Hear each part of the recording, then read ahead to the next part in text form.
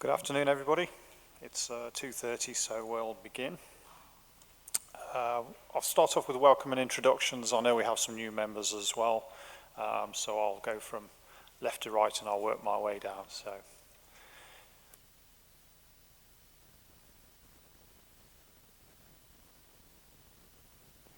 you can do, Len, thank you. Len Bates, South Staffordshire Council. Sophie McPhee-Hyland from Staffordshire County Council. Tim Cooper, Head of Service, Staffordshire County Council. Simon Tagg, Cabinet Member from Staffordshire County Council. Andrew Bird, Head of Service for Newcastle, Underline Borough Council. Trevor Johnson, Newcastle Borough Council.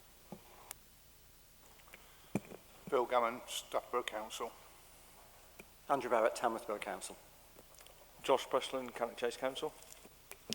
Anne Williams, Cannock Chase District Council. Dan Roberts, South Staffordshire Council. Mark Jenkinson, South Staffordshire Council. Ben Percival, Lichfield District Council. Ashley Yates, Lichfield District Council. Ray Faulkner, East Staffordshire Borough Council. And could I ask all members to actually use the microphones and speak clearly for me? I have hearing difficulties, and if you don't actually do that, I won't catch exactly what you're saying. Thank you. Paul Farrer, East Staffordshire Borough Council. Danny Cook, Tamworth Borough Council. Kay Buck, Staffordshire Waste Partnership Manager. And I'm Jonathan Price. I represent Stafford Borough Council's Environment Portfolio Holder, and I'm the chair up until item number 3. Do we have any apologies, Jonathan?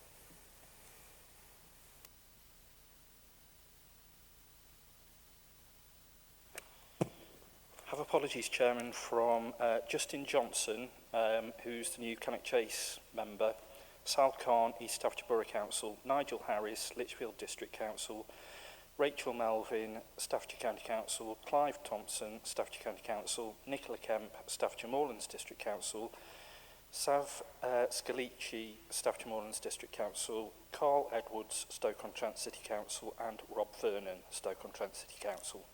Thank you, Chairman. Thank you very much.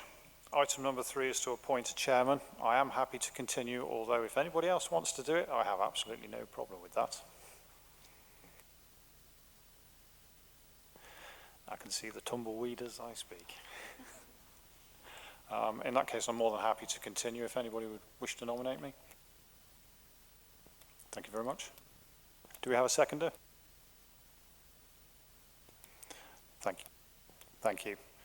Appointment of vice chairman. I know that we had Sav Scalazzi the last time. I was going to suggest him again, although he's not here today. Is this something we can still do, or should I really? Have you spoken to him?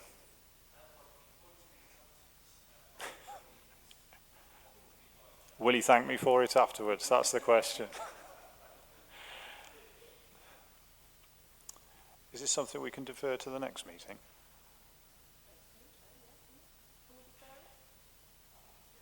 It's not essential to appoint now, and I will have a conversation with Sav first. Unless there's anybody else that wishes to put themselves forward for vice chair.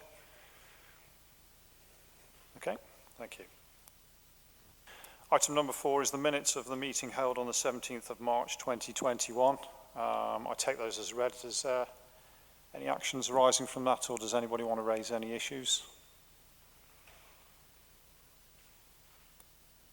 Okay, I'll take those as read. Matters arising and the Sustainability Board, and I believe Simon Tagg is going to give us a very short briefing on this. Yes, thank you, Jonathan. Yeah, it's something I picked up from obviously new into this role as Cabinet Member at the county, is the idea of also having a sustainability board to look at the climate change and the environment work we can do together. I don't think that should be merged with this. I think this is a separate board with separate issues and a lot of issues which we're going to have going forward. But it would be sensible if we did have a sustainability board for it to be a part 2 to this meeting, or a start straight after, because a lot of the same faces and around the table, but also there are some differences as well, so we could swap over and bring other portfolio holders in for the second bit. But I think the county's obviously keen to work together with all the districts on their climate change plans. We've all obviously put through the climate emergency emotions through our councils, most of us, if not all of us, and obviously working together with our neighbours and other authorities is a key part of that.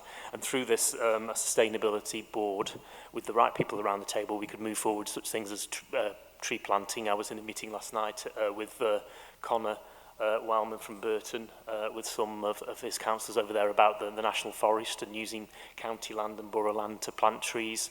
Obviously the carbon gain if we get from that and will be good for the county, good for the district, and obviously more trees is a better environment for people, isn't it? So there's those sort of things we can work on a county footprint, and having a board for sustainability I think is a good move forward. So I'd certainly support that and hope that we can recommend to the leaders and chief execs that they, because I believe they are the decision-making sort of body above this, that they endorse that and we get on and do that. But I'd be interested in other people's comments.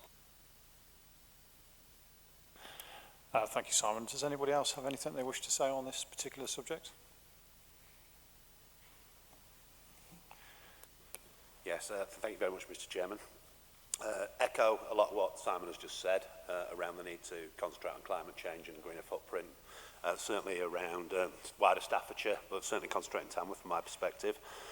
I just don't want it to take any focus away, because we've got an important agenda on the waste agenda coming up over the next couple of years. I don't want it to take any focus off that, but would endorse keeping them separate to a degree. But I'd also like to see a firm terms of reference, just from my own personal perspective, and I think Simon would share this to a degree. There has been some frustration at leaders level for a long, long time. I was leader of Tamworth for 11 years until recently, about, you know, the Waste Management Board became a talking shop to a degree, and it was always left to the leaders' chief executive meeting to finally resolve things. And I would set out a challenge to myself and everybody in this room that actually let's firm up our decision making and our recommendations to our leaders from this board, and let's create a firm term of references on what we can and cannot do from here, and really let's crack on and get some things done. So yeah, echo what Simon says. Yeah, thank you for that. No, you are absolutely right. Kay and I have already had a discussion about doing two separate terms of reference for both meetings. And I do feel that having them on separate agendas is absolutely right, or two separate meetings. One of the main points as well is some of us are double hatters like myself, so I cover both agendas, so that's absolutely fine for me. I'm already here anyway, so having that following meeting will be really useful. And those who just sit purely on the Joint Waste Management Board then don't have to hang around if they don't need to. So absolutely. Kay, did you want to say anything on that? So the terms of reference that we have for Joint Waste Board is actually a document that was written in 2007. That precedes the creation of my post. It precedes the big incineration plant down in the south. So while as a structural basis it's still relevant, it is wildly out of date. Given that we are going to be creating terms of reference for a sustainability board, I think it's probably the right time to update the Joint Waste Board terms of reference.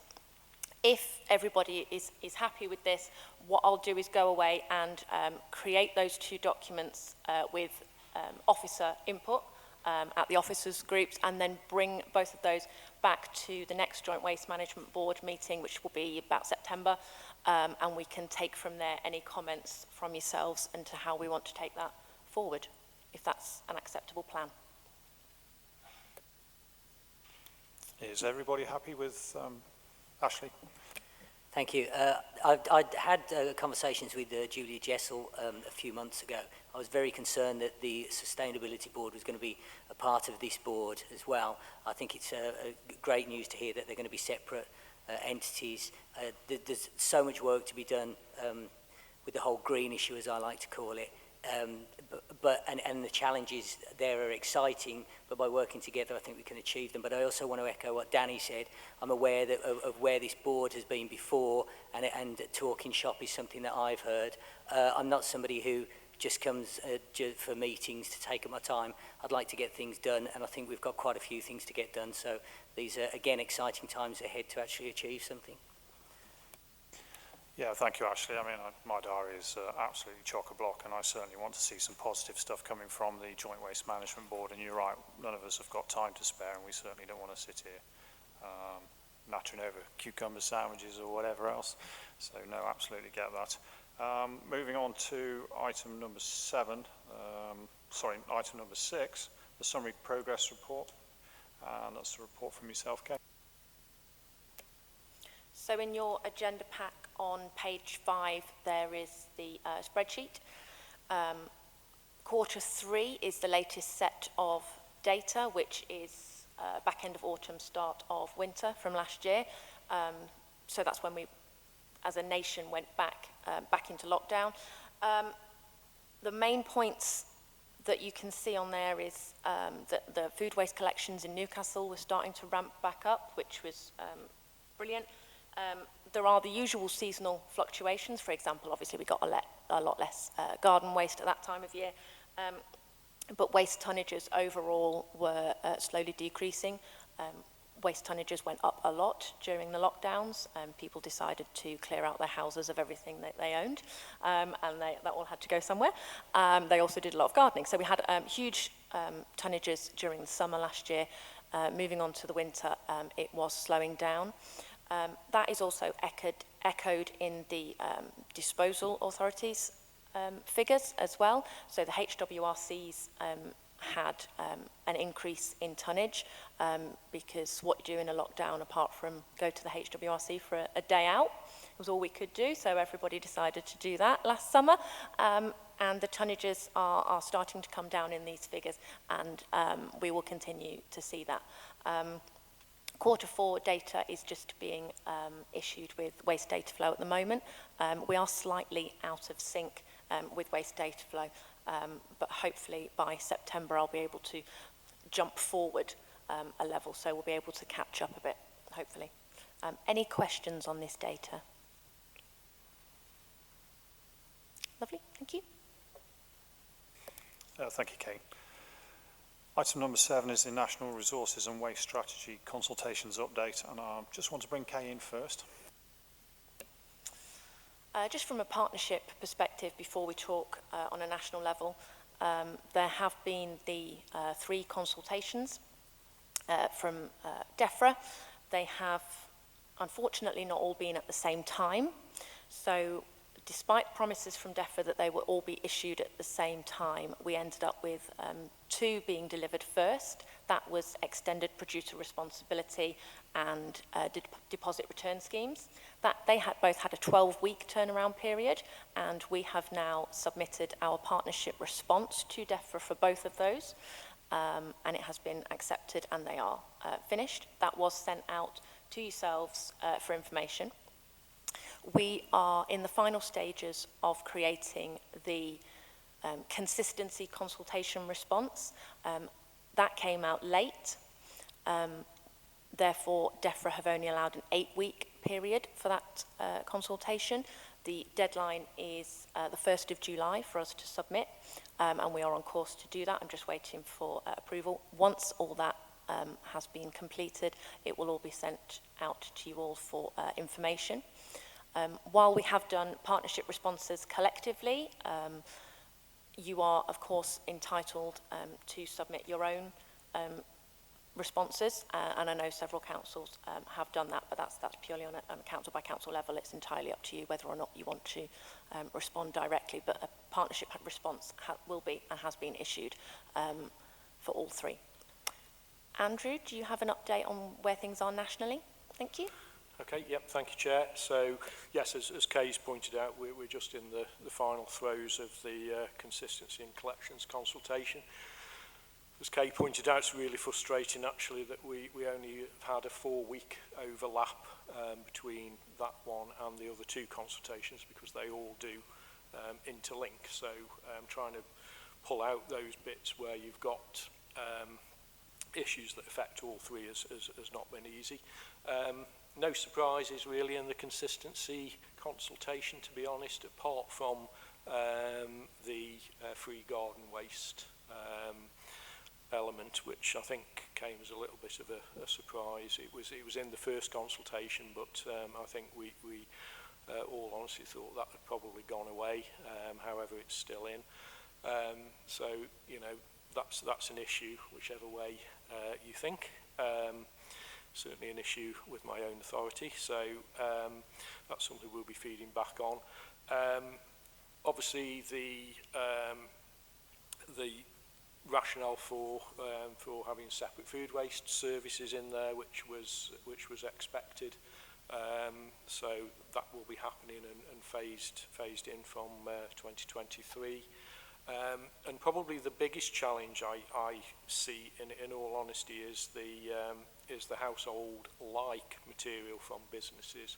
So this is where businesses effectively will be expected to separate certainly packaging waste or household-like waste, as it's known, for recycling in the same way as we do with households. And both the EPR, the Extended Producer Responsibility consultation, and indeed the consistency consultation is probably a little bit lacking in detail in terms of how these will be implemented, because clearly we've been recycling from households now for a long time. We've got really well established curbside systems in place, whether it be sort of separated twin stream or fully commingled. They all work. Residents are engaged with them. That's not to say we can always do more, but from businesses we're still starting from a very low base and expecting them to get there very quickly. And unlike households, there will be issues around storage of them physically being able to separate materials depending on the size of the business and so on.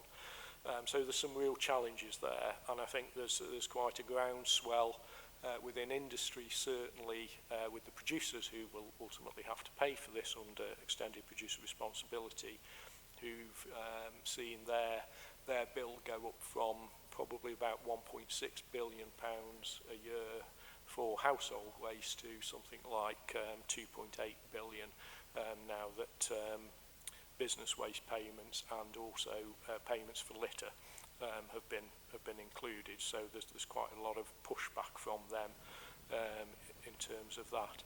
So it's going to be an interesting route forward, and we'll wait to see what DEFRA say at the end of it. But I can foresee certainly the business side possibly being pushed back a little bit, because as I say, there's a groundswell of opinion that says it should be, or indeed from producers' point of view that it shouldn't happen at all. So that one's going to be one that we'll have to closely look at.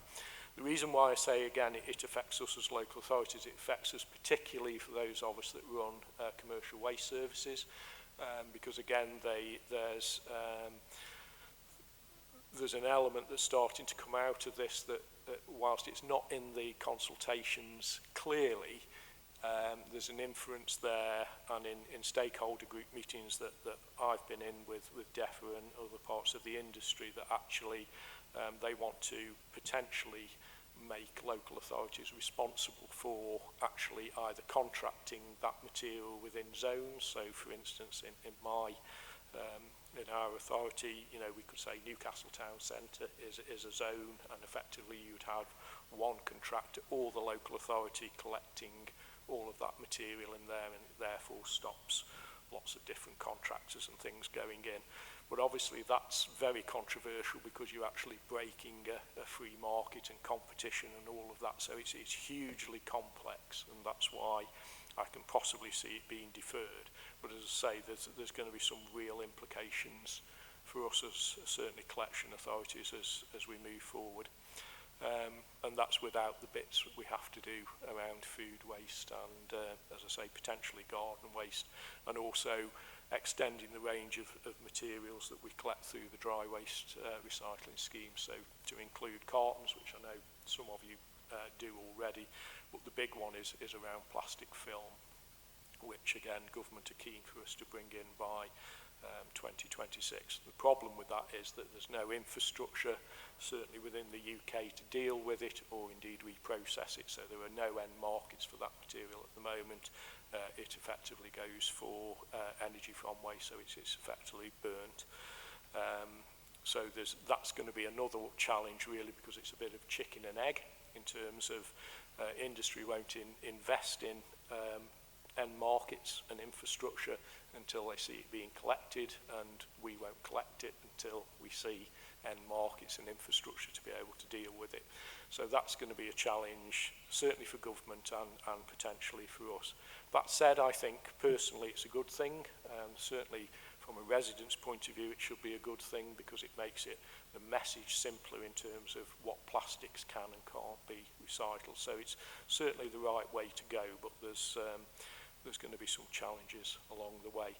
And just finally, I suppose one thing I would say about the consultations, it's very disappointing that citizens actually are not represented well within them. So all of the consultations talk about things that various stakeholders should be doing, but it misses the point that actually all of this rests with our own citizens, because unless they're bought into it and engaged properly, none of it will happen. So that's something we've sort of fed back as well. Happy to take any other questions. Thanks. Yeah, thank you, Andrew, for that comprehensive report. Does anybody wish to comment or ask any questions? Okay, moving on to item number 8, the day of the next meeting to be arranged. Jonathan, is that the 22nd of September that we've put out? We identified, Chairman, the 29th of September in the afternoon, and unfortunately the number of dates available for both yourself and the County Council's representative and Kay are few and far between, so hopefully everybody will be able to make it. Okay, so we've got that provisionally in for the 29th of September. My apologies. Thank you, Jonathan. Now I move on to the exclusion of the public, that I move that the public to be excluded from the meeting for the following items of business, which involve the likely disclosure of exempt information as defined in the paragraphs of Part 1 of Schedule 12A, as amended, of the Local Government Act 1972, indicated below. And if you could let me know, Jonathan, when it's safe to carry on. Thank you.